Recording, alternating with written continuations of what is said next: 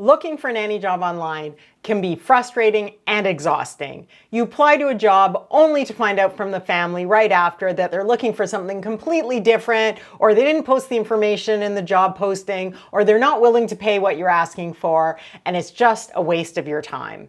In less than 5 minutes, I found these 5 red flags in job postings online that can save you a lot of money when you're looking for a job. Let's take a look at these 5 red flags that should help save you some time when looking for a job online. If we haven't met before, I'm Michelle Kelsey, founder of the Nanny Solution by Nannies on Call. Each week, I bring you new videos to educate and inspire you to get better jobs and make more money. Let's look at these red flags today. Number 1, flexible hours. This is a big red flag when you're looking at a job posting because they don't mean flexible hours for you, they mean flexible hours for them. So if I'm a family posting online and I say, I need someone 9 to 5, Monday to Friday with flexible hours, they don't mean that you can come in at 10 one day and leave at 3 one day because you need to. They mean sometimes they'll need you earlier and sometimes they'll need you later. Flexible hours are not a good thing unless you're being compensated for it. So keep an eye out for those job postings that say flexible hours. They don't mean as a benefit to you. Easy kids.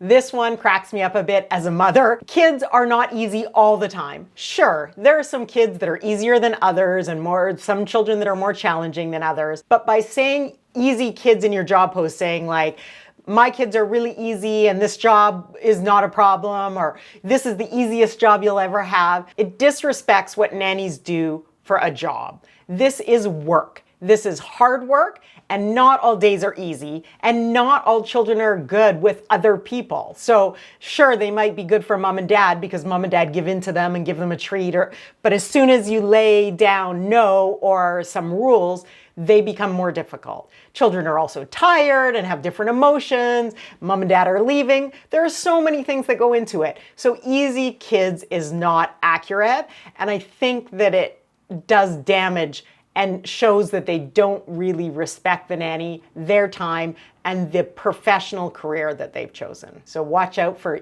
easy kids in a job posting. No pay listed. I see this all the time on job boards.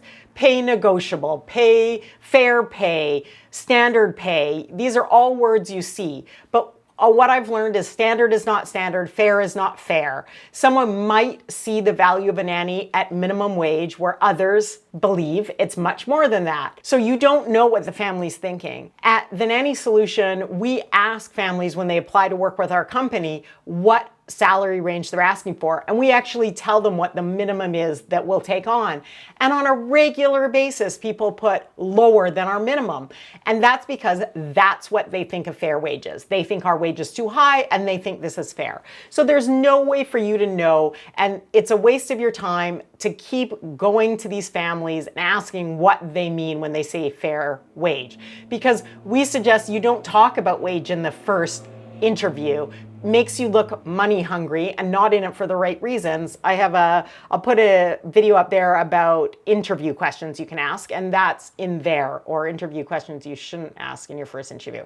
One of those two. I'll put the video up there. That's the important thing, is knowing what range they're in, because if you're a high-end nanny and you're expecting $35 an hour and they think 20 an hour is reasonable, it's not even worth your time to apply with them. Yet, if you're a new nanny starting out and you're thinking 18, 20 an hour is totally reasonable. So they'll get the right type of nannies by posting their salary in the job posting. If you want to save time, don't apply for jobs that do not have the wage posted. I think this is number 4, part-time moving to full-time. I see this all the time, like it's some benefit to you that you're going to start with 20 hours a week and move up to 40 hours a week. That is just not the case. It is very, very difficult for nannies because they have other jobs, going to school, other responsibilities, whatever they are. They may be interested in 5 mornings a week. They don't want to move to full-time after that. It's not possible.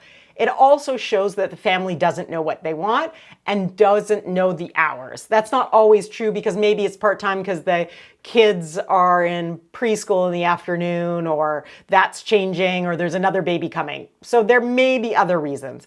But unless you can support yourself on part-time and then move to full-time later, and there's no guarantee of moving to full-time, you don't want to take these jobs on. So keep an eye out for part-time hours moving to full-time, or part-time or full-time because they don't know what they want. I see both of those. I would avoid those job postings. Number 5 is too vague. When a family says, looking for a full-time nanny Monday to Friday for 2 kids who are 2 and 4, that doesn't give you enough information. And I see it all the time. It is too vague. You need to know exactly what they're looking for, where they live, what the wages, what the duties are. There has to be a little bit more detail in the job posting to give you an idea of whether it's worth applying for. I also think as a family, you haven't taken much time or energy to post this job. So you're not taking it that seriously.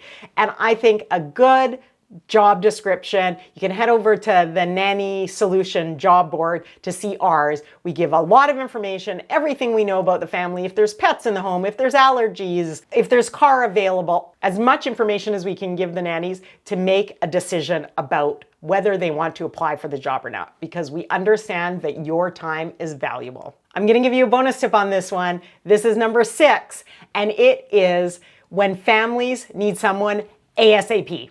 And they're in a rush and they need someone right away, like Monday and it's Friday or next week, whatever it is. When families are in a rush, they often make quick decisions, not the right decision. You're pushed to make a decision before you're ready. These are not good positions to be in.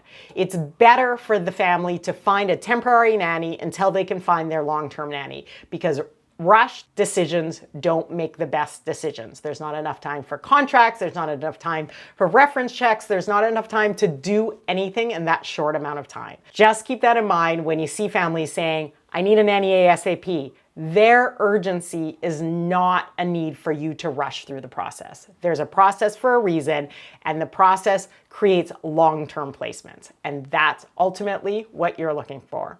Do you have any red flags that you've seen that you now avoid when you're looking for jobs online? Be sure to share it below so that other nannies can learn from you. One of the best ways to make sure that you're getting a full job description and you know what you're walking into and you can save yourself time is to apply through nanny agencies. Have a look at our job board. If you're in Canada, we'd love to help you out. See you next Saturday.